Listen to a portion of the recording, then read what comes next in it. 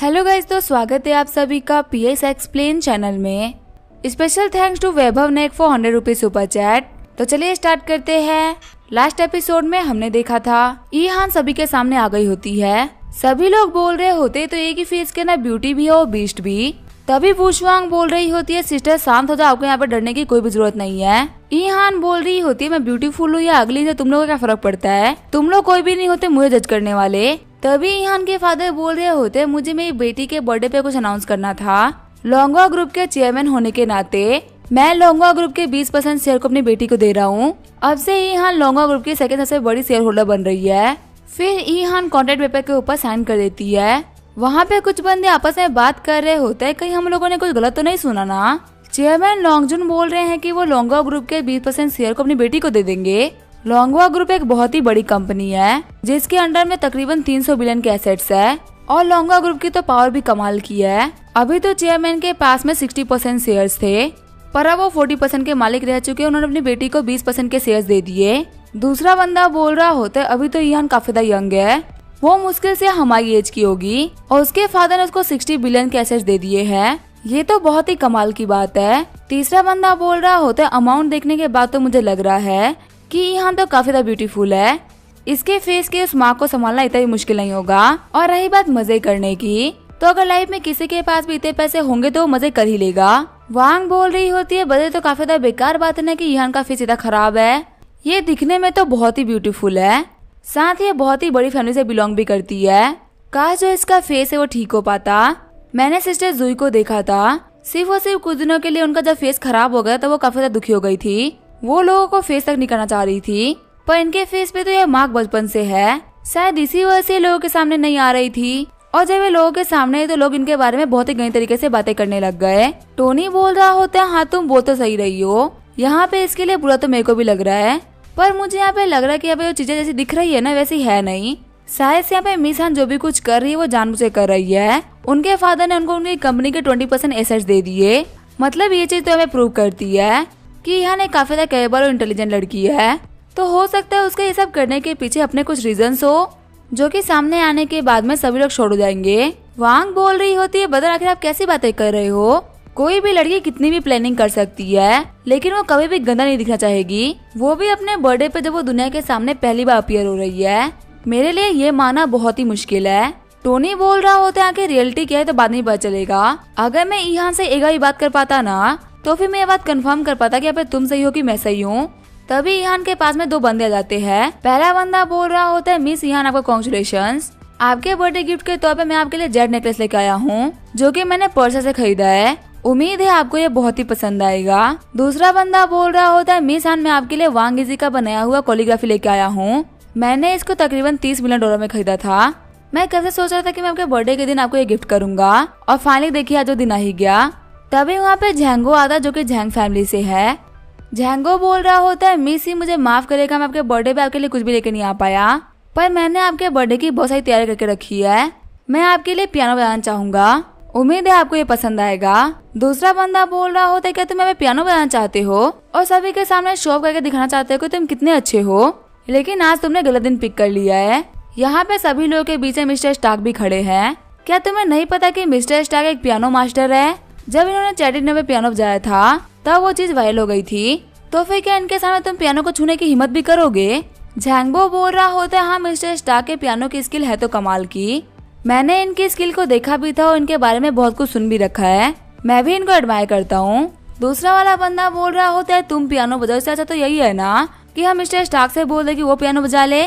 Mister Stark please आप हम लोग के लिए पियानो बजाइए, हम लोगों को सुनना है। सभी लोग वहाँ पे बात कर रहे होते हैं, हाँ मिस्टर स्टार्क बहुत ही कमाल का पियानो बजाते हैं, वो हमारे कहने पक्का से पियानो बजाएंगे। टोनी सोच रहा होता है, मैं तो यहाँ पे आराम से खड़ा था, पर ये लोग मुझे आगे से बुला रहे ताकि मैं शो ऑफ कर सकूं, लेकिन ये चीज बहुत ही इंटरेस्टिंग है क्योंकि इन लोगों को देख के तो लगे ना कि ये लोग मेरे दोस्त है, तो आखिर ये सभी लोग के सामने मेरी तारीफ क्यों कराना चाहते हैं। और मैंने पहले देखा था कि जो झैंगबो था वो ली जियामो के साथ में खड़ा था और शायद से ये दोनों कुछ प्लान भी कर रहे थे। लगता है इन लोगों ने पियानो के अंदर कोई ना कोई तो गड़बड़ कर रखी है, वरना ये लोग इतने कॉन्फिडेंट तो नहीं होते। वुशवांग बोल रही होती है, टोनी यहाँ पे सभी लोग तुम्हारा पियानो सुनना चाहते हैं, मैंने भी तुम्हारे पियानो के बारे में बहुत कुछ सुन रखा है, तो आखिर तुम सबको वेट क्यों करा रहे हो, प्लीज हम लोग को सुना दो। टोनी बोल रहा होता है, अगर तुम बोल रही हो ना तो मैं पक्का से बजाऊंगा। तभी झैंगबो बोल रहा होता है फटाफट से हमें पियानो लेके आ जाओ, आज मिस्टर स्टार के बजाने वाले हैं। झैंगबो सोच रहा होता है टोनी फटाफट से और तुम्हारी बेइज्जती कराओ, मैंने इस पियानो को ऑलरेडी खराब कर दिया है। चाहे तुम कितने ही कमाल के मास्टर क्यों ना हो, लेकिन तुम खराब पियानो तो नहीं बजा सकते ना। यहाँ पे आज सभी लोगों के सामने तुम्हारी काफी गंदी बेइज्जती होने वाली है, लेकिन इसके लिए तुम मुझे ब्लेम नहीं कर सकते। हम यहाँ पे ऐसा कुछ भी नहीं करने वाले थे, लेकिन तुमने हमारे यंग मास्टर ली जियामू को ऑफेंड कर दिया। तुम्हारे गार्ड ने हमारे यंग मास्टर को थप्पड़ मारा था और ये तुम्हारे मुंह पे थप्पड़ होगा। तभी टोनी वहाँ पे आते हुए बोल रहा होता है आज मिस ई का बर्थडे है और मेरा परफॉर्मेंस मिस ई के लिए एक बर्थडे गिफ्ट होगा, लेकिन मैं चाहता हूँ कि ये बर्थडे गिफ्ट बिल्कुल भी नॉर्मल ना हो, ये बहुत ही खास होना चाहिए। मैंने पिछले बहुत सारे ओकेजन्स में पियानो बजा रखा है, तो इसी वजह से आज मैं पियानो नहीं बल्कि वॉयलिन बजाऊंगा, ताकि मैं मिस ई को स्पेशल ट्रीट करा सकूं। मिस ई, क्या आप मुझे अपना वॉयलिन दे सकती है? झैंगबो सोच रहा होता है आखिर यहाँ पे ये सब क्या हो गया। मुझे लगा था कि टोनी को सिर्फ पियानो बजाना ही आता है, लेकिन अब तो ये वॉयलिन बजाने वाला है, वो भी वो जो कि मिस ई ने बजाया था। तो इस वॉयलिन में कोई भी दिक्कत तो होगी नहीं। आखिर एक बंदे के पास में इतनी स्किल्स कैसे हो सकती है? क्या ये अपने घर पे बैठ कर दिन भर स्किल्स ही सीखता रहता है? अभी कुछ दिन पहले इसने चेस में इचिरो को हराया था, बिजनेस में इसने सभी को हरा रखा है, और अब इसकी नई वॉयलिन स्किल। ईहान बोल रही होती है मिस्टर स्टार क्या वॉयलिन बजा सकते हैं? टोनी बोल रहा होता है हाँ कुछ खास नहीं, बस थोड़ा बहुत बजाने आता है, मेरी स्किल इतनी भी कमाल की नहीं है। तभी सिस्टम बता रहा होता है आपका नया टारगेट है ईहान, जिसका की अपीयरेंस स्कोर है 9.7। इनका अफेक्शन 90 पॉइंट करने के बाद में आपको 10% रिवॉर्ड के साथ में 60 स्ट्रेंथिंग पॉइंट भी मिलेगा। साथ ही आपको कोरियोग्राफी, वॉयलिन और साइकोलॉजी के अंदर मास्टर स्किल मिलेगी और लेवल 8 की जापानीज और इंग्लिश लैंग्वेज में प्रोफिशिएंसी मिलेगी। साथ ही आपकी अवेयरनेस भी काफी ज्यादा बढ़ जाएगी। शॉक्ड होते हुए टोनी बोल रहा होता है कि इसका अपीयरेंस स्कोर 9.7 है, ये तो अभी तक का हाईएस्ट स्कोर है, पर इसके फेस पे तो एक बर्थ मार्क भी है। अगर बर्थ मार्क के साथ में इसका स्कोर 9.7 है, तो आखिर बिना बर्थ मार्क के इसका स्कोर कितना होता? इसका मतलब मैं कह सकता हूँ कि ब्यूटी के बीच में सबसे बड़ी ब्यूटी है। तभी ईहान बोल रही होती है मिस्टर स्टार्क, मुझे लगा नहीं था कि आपके पास में इतनी सारी हॉबी होंगी, मुझे भी लगा था सिर्फ पियानो बजाने में ही अच्छे हैं। आपकी परफॉर्मेंस को लेके मैं भी काफी ज्यादा क्यूरियस हूँ। टोनी बोल रहा होता है मैं उम्मीद करता हूँ कि मैं आपको डिसअपॉइंट नहीं करूंगा। साथ ही टोनी बोल रहा होता है सिस्टम मेरी वॉयलिन स्किल को बढ़ा दो। सिस्टम बोल रहा होता है आपकी वॉयलिन स्किल को बढ़ाने में आपके 10 स्ट्रेंथ पॉइंट लगे हैं, क्या आप इसको और भी पावरफुल करना चाहेंगे? टोनी बोल रहा होता है मुझे 100 साल का वॉयलिन एक्सपीरियंस चाहिए। फिर टोनी ने वॉयलिन बजाना स्टार्ट कर दिया होता है। वांग बोल रही होती है आखिर भाई ने वॉयलिन बजाना कब सीखा, क्योंकि मैंने तो कभी भी इनको प्रैक्टिस करते हुए नहीं देखा है। जीलो बोल रही होती है हो सकता है जब वो चेस प्रैक्टिस कर रहा था तब उसने वॉयलिन प्रैक्टिस कर लिया हो। वांग बोल रही होती है हाँ तो बिल्कुल सही बोल रही हो, ऐसा हो सकता है। वही हम देते टोनी वहाँ पे वॉर प्ले बजा रहा होता है। टोनी के म्यूजिक को सुनकर सभी लोगों को लग रहा होता है जैसे कि वहाँ पे कोई वॉर चल रही है। सारे लोग सोच रहे होते हैं इनके गाने के अंदर बहुत ही खतरनाक प्रेशर है, ये सिर्फ और सिर्फ म्यूजिक बजा के क्लीन इंटेंट को रिलीज कर रहे हैं। हमें लगा नहीं था कि आज के टाइम पे किसी को भी वॉर प्ले बजाना आता होगा। ईहान सोच रही होती है ये तो एक एंशिएंट म्यूजिक है, ये एक वेस्टर्न इंस्ट्रूमेंट का यूज करते हुए वॉर म्यूजिक बजा रहे हैं, जो कि बहुत ही इम्पॉसिबल बात है। ये करने का शायद मेरे मास्टर भी ट्राई नहीं करते। मैं कह सकती हूँ कि टोनी वॉयलिन बजाने के पीक पे पहुंच चुका है। उसे गाने को सुन के लग रहा है कि सामने कोई वॉर चल रही है और एक ओवरलोड इस म्यूजिक को बजा रहा है। इसके म्यूजिक के अंदर बहुत सारे इमोशंस भरे हुए हैं। मैंने वॉयलिन में बहुत ज्यादा हाई लेवल के मास्टर्स को देखा है, लेकिन इतने हाई लेवल का तो कभी नहीं देखा। वहीं हम देते टोनी म्यूजिक बजाते हुए सोच रहा होता है ये म्यूजिक तो कमाल का था, इसे बजाने में मेरी हालत भी काफी ज्यादा खराब हो रही है, क्या बाकी सारे लोगों को मेरा म्यूजिक पसंद आया होगा? फिर टोनी ने अब म्यूजिक बजाना बंद कर दिया होता है। सभी लोग ताली बजाते हुए बोल रहे होते क्या कमाल का गाना था, मजा ही आ गया। वहीं लड़कियां बोल रही होती ये परफॉर्मेंस तो टीडी से भी बढ़िया थी, हम लोगों ने उनको भी लाइव परफॉर्म करते हुए देखा है, लेकिन उनको देख कभी इतना मजा नहीं आया। हमने गलती कर दी इस म्यूजिक को ना रिकॉर्ड करके, क्योंकि मिस्टर स्टार्क फिर से तो हमारे लिए बजाने वाले हैं नहीं। वहीं एक लड़की बोल रही होती आखिर कुछ टाइम पहले कौन फालतू लोग थे जो कि मिस्टर स्टार्क को बेकार बोल रहे थे। वो लड़की आई थी ना जिया, वो बहुत ही बेकार है। मिस्टर स्टार्क से इंसान ही कोई बदनामी कैसे कर सकता है? ये किसी भी चीज को इतना परफेक्टली सीखते हैं कि इनके पास में टाइम ही नहीं बचता हुआ कोई फालतू काम करने के लिए। अगर ये मुझे अपनी वाइफ एक्सेप्ट कर ले और मुझे रोज मारे भी तो भी मुझे कोई भी दिक्कत नहीं होगी। साइड में खड़ी एक लड़की बोल रही होती है तुम्हें तो कह रही थी ना कि टोनी स्टार्क एक बहुत ही बड़ा कमीना है, अब तुम खुद यहाँ पलट रही हो। वो शुआंग भी सोच रही होती है टोनी एक असली अल्फा मैन है, वो अपने आप में एक टैलेंट का समंदर है। अभी सारे शिप के लोग टोनी की तारीफ कर रहे हैं, लेकिन कुछ देर पहले ये लोग बोल रहे थे कि टोनी बहुत ही घटिया इंसान है और उसको शिप से उतर जाना चाहिए था। लेकिन इन लोगों की बातों को सुनने के बावजूद भी टोनी ने बिल्कुल भी रिएक्ट नहीं करा। वो बिल्कुल ही शांत खड़ा रहा, जैसे ही कुछ हुआ ही नहीं है। फिर उसने अपने दुश्मनों से बदला भी लिया और सभी के ओपिनियंस को चेंज भी कर दिया।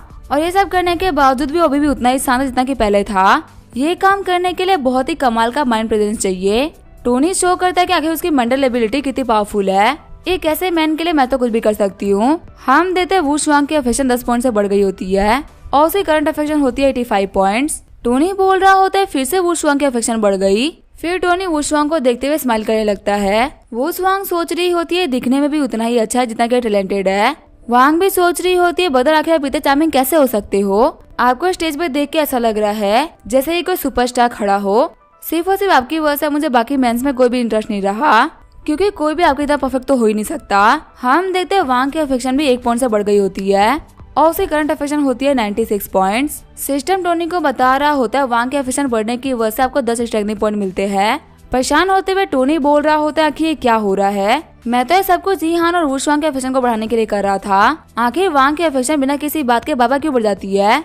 आखिर मेरी बहन को ये बात समझ में क्यों नहीं आता कि मैं लोगों के सामने औसम बनना चाहता हूँ, उसके सामने नहीं। आज मेरी ही बहन मेरी दिक्कतें खड़ी कर रही है और मैं उसको बोल भी नहीं सकता कि मुझे पसंद ना करे। ईहान बोल रही होती है मिस्टर स्टार्क मुझे कभी भी नहीं लगा था कि आपकी बोलने इसकी लिटी कमाल की होगी। मैं ये बात कह सकती हूँ कि आपके ऐसा मास्टर मैंने आज तक कभी नहीं देखा। पहले मुझे लगा था कि मेरी स्किल काफी ज्यादा कमाल की हो गई है, पर आपने मेरी आंखें खोल दे के अब मुझे और ज्यादा मेहनत करने की जरूरत है। टोनी बोल रहा होता है आप तो यूं ही मेरी तारीफ कर रही है, ऐसी कोई भी बात नहीं है, ये तो बस मेरी छोटी मोटी सी हॉबी है। ये बोलते हुए टोनी वहाँ जाने लगता है। टोनी को जाते हुए देख के ईहान सोच रही होती है इसने दुनिया को दिखा रखा है कि एकदम बेफिक्र इंसान है, तो किसी भी कोई फर्क नहीं पड़ता और इसका हर एक एक्शन बहुत ही वायरल और बिना सोच समझे होता है। लेकिन ये सब सिर्फ और सिर्फ दुनिया को दिखाने के लिए है। असल में काफी टैलेंटेड इंसान है जो कि हर चीज कैलकुलेट करके ही करता है। इस पूरी पार्टी में आया ये पहला इंसान है जिसने कि मेरा इंटरेस्ट अपनी तरफ खींचा है। ये वॉलेंट मास्टर पगाने के बराबर का वॉलेंट मास्टर है। मुझे लगा नहीं था कि हमारे चैनल में इतना कमाल का टैलेंट हो सकता है। हम देते ईहान का अफेक्शन भी 10 पॉइंट से बढ़ गया होता है। तभी टोनी को वहाँ जाते हुए जियांग देखती है। जियांग सोच रही होती है सच में ये बंदा कमाल का है, ये नॉर्मल बिगड़े अमीर यंग मास्टर ऐसा नहीं है। काश मैं भी इस बंदे से बात कर पाती। हम देखते जियांग के अफेक्शन ही 20 पॉइंट से बढ़ गई होती है। जियांग बोल रही होती है सच में टोनी एक जेन्युइन टैलेंट है। शैंग आखिर तुम्हें टोनी कैसा लगा। शैंग बोल रहा होता है इस बंदे में कुछ भी खास नहीं है, ये पहले भी एक कमीना था और अभी भी एक कमीना है। एक ऐसा इंसान जो कि मजे करने के बाद में लड़कियों को छोड़ दे, उसे घटिया इंसान कोई भी नहीं हो सकता। भले इसके पास में कितना टैलेंट और पैसा क्यों ना हो, लेकिन मेरी नजरों में इसकी वैल्यू 0 है। और मैं तुम्हें बोलूंगा कि ऐसे लड़कों से दूर रहना, इससे बात करने मत जाना। जियांग बोल रही होती है आखिर तुम गुस्सा क्यों कर रहे हो, चाहे कोई दूसरा मैन कितना ही कमाल का क्यों ना हो, लेकिन मेरे लिए सबसे इम्पोर्टेंट मेरा बॉयफ्रेंड है। किसी भी अदर मैन को मैं अपने बॉयफ्रेंड से कंपेयर कर ही नहीं सकती। शैंग बोल रहा होता है हाँ मुझे पता है, तुम्हें ये बात याद दिलाने की कोई भी जरूरत नहीं है। मैं तो बस यही कहूंगा कि ये बंदा अच्छा नहीं है, इसे दूर रहना। जियांग बोल रही होती है मैं बहुत सारे फेमस डायरेक्टर और प्रोड्यूसर आ रखे हैं, चलो मैं चल के उनमें से किसी को तुमसे मिला देती हूँ। ऐसी पार्टीज हम लोग के लिए अपॉर्चुनिटी होती है बड़े बड़े लोगों से पहचान बनाने की। ये हमारे करियर को बूस्ट करने में काफी ज्यादा हेल्प कर सकती है। आगे वो लोग बंदे के पास में आगे होते हैं। जियांग बोल रही होती है डायरेक्टर गु आखिर आप कैसे हैं, आपसे मिले हुए काफी लंबा टाइम बीत गया। मैंने पार्टी में आपको देखा तो मैंने सोचा कि आपके साथ में कुछ डील करी जाए। हम देखते ये होता है फेमस राइटर डायरेक्टर गु जियालू। जियालू बोल रहा होता है अरे आप तो फेमस एक्ट्रेस मिस जियांग है, आपसे मिले हुए काफी दिन बीत गए, क्या आप आजकल इंडस्ट्री से दूर रह रही है या फिर आपके सीक्रेट प्रोजेक्ट के ऊपर काम कर रही है जिसके बारे में हम लोग को नहीं पता। वैसे ही मिस जियांग तो इंडस्ट्री से काफी दूर रहती है और बहुत ही सीक्रेट भी रहती हैं। जियांग बोल रही होती है नहीं मैं किसी भी सीक्रेट प्रोजेक्ट के ऊपर काम नहीं कर रही, मैं काफी दिनों से तो घर पे ही थी। आपको तो पता ही है ना कि मैंने अपने पर्सनल लाइफ के अंदर कुछ बड़े डिसीजन लिए हैं। मैं तो बस आपसे यही पूछने आई थी डायरेक्टर गु कि आपके पास है मेरे कोई अच्छे रोल्स है क्या। काफी दिन हो गए थे घर पे बैठे हुए, इसी वजह से मैंने सोचा कि मैं इंडस्ट्री में कम बैक करती हूँ। गु जियालू बोल रहा होता है हाँ मैं एक प्रोजेक्ट के ऊपर काम तो कर रहा हूँ, लेकिन अफसोस की बात तो ये है कि मैंने फीमेल लीड ऑलरेडी कास्ट कर ली है, तो इसी वजह से मैं आपको फीमेल लीड की पोजीशन तो नहीं दे सकता। लेकिन अभी भी कुछ लोगों को कास्ट करना बाकी है। मेरे पास में एक फीमेल सपोर्टिंग रोल था जिसके ऊपर आप सबसे बेस्ट लगेंगी। आपको फीमेल लीड के घर के सर्वेंट होने का रोल करना है। मिस जियांग क्या आप सर्वेंट के रोल में इंटरेस्टेड है। अब इसके क्या होगा वो हम देखेंगे नेक्स्ट एपिसोड में। तब तक के लिए वीडियो देखने के लिए थैंक यू।